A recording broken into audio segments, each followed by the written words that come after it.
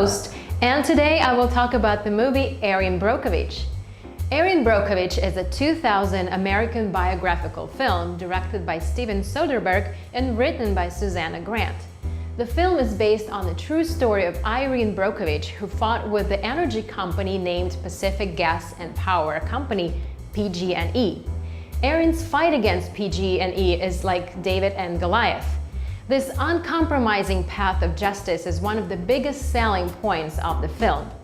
The film won the box office and the key response was very positive. Let's see what happens in the movie. It's 1993 and Erin Brockovich is an unemployed single mother of 3 children who has recently been injured in a traffic accident with a doctor and is suing him. Her lawyer, Ed Masry, expects her to win, but Erin's confrontational courtroom behavior under cross-examination loses her the case, and she asks Ed for a job, which he reluctantly gives her. 2 things that aggravate me, Mr. Masry: being ignored and being lied to. I never lied. You told me things would be fine. They're not. I trusted you. I'm sorry about that. I don't really need am. pity. I need a paycheck. And I've looked. But when you spent the past 6 years raising babies, it's real hard to convince someone to give you a job that pays worth a damn. Are you getting every word of this down, honey, or am I talking too fast for you?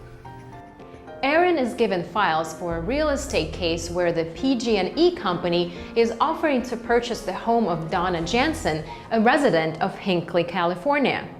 Erin is surprised to see medical records in the file and visits Donna. Erin begins digging into the case and finds evidence that the groundwater in Hinckley is seriously contaminated with carcinogenic materials. But PG&E has been telling Hinckley residents that they use a safer form of materials. After several days away from the office investigating, she finds her possessions missing from her desk. She has been fired for missing a week of work. Someone took my stuff. Nice to see you, Erin. I had missed photos you. of my kids, a mug, a... Toothbrush, toothpaste, mousse, and deodorant. Here. What's going on?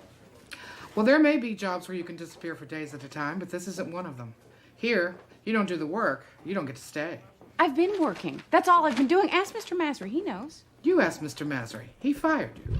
Later, Ed visits Erin because he needs the documents she found while investigating, and she takes the chance to request her job back in return. Rehired, she continues her research and over time visits many Hinckley residents and wins their trust. She finds many cases of tumors and other medical problems in Hinckley. I admit, I don't know shit about shit, but I know the difference between right and wrong. Lover's quarrel. Oh, bite my ass, Krispy Kreme. The Jensens' claim for compensation grows into a major class action lawsuit. Unfortunately, all direct evidence is linked solely to PG&E Hinckley and not to PG&E Corporate in San Francisco. Knowing that PG&E can mitigate any multi-year settlement through delays and appeals, Ed decides to arrange for disposition through binding arbitration, but the vast majority of plaintiffs must agree. Hello? Is this the Erin Patty Brockovich that's been snooping around the water board? Yeah, who's this? You should watch your step. A young lady like yourself with 3 young children really should think again. Who is this? Do you understand what I'm saying? Irene returned to Hinckley and persuaded all 634 plaintiffs to move on. Finally, the judge ordered PG&E to pay a settlement of $333 million, which was distributed among the plaintiffs, of which $5 million went to Jensens. After that, Ed submitted her bonus to Erin, but warned her that she had changed the amount.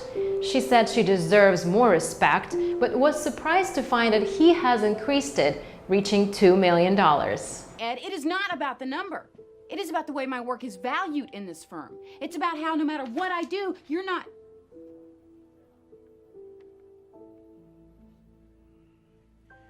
As I was saying, I decided that the figure you proposed was inappropriate, so I increased it.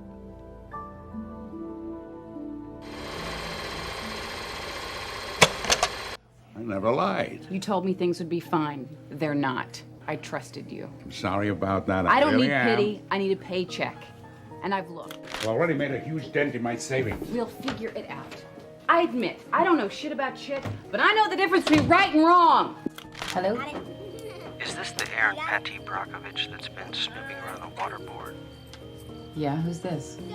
You should watch your step. A young lady like yourself with 3 young children really should think again. I want you to know something, Ed. It is not about the number. It is about the way my work is valued in this firm. It's about how no matter what I do, you're not...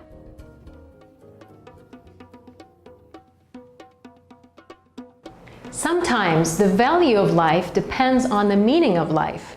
Erin was very angry with PG&E's toxic negligence, and she hated big conspirators deceiving the people mainly because she was there. Find your value in this situation. No matter how difficult this process is, as long as you don't give up, there will always be hope. Fair and reasonable justice is the best proof of Irene's brave behavior. I'm Anna, your cinephile host. I hope you liked today's episode. Please don't forget to follow us on Funday website and see you next time.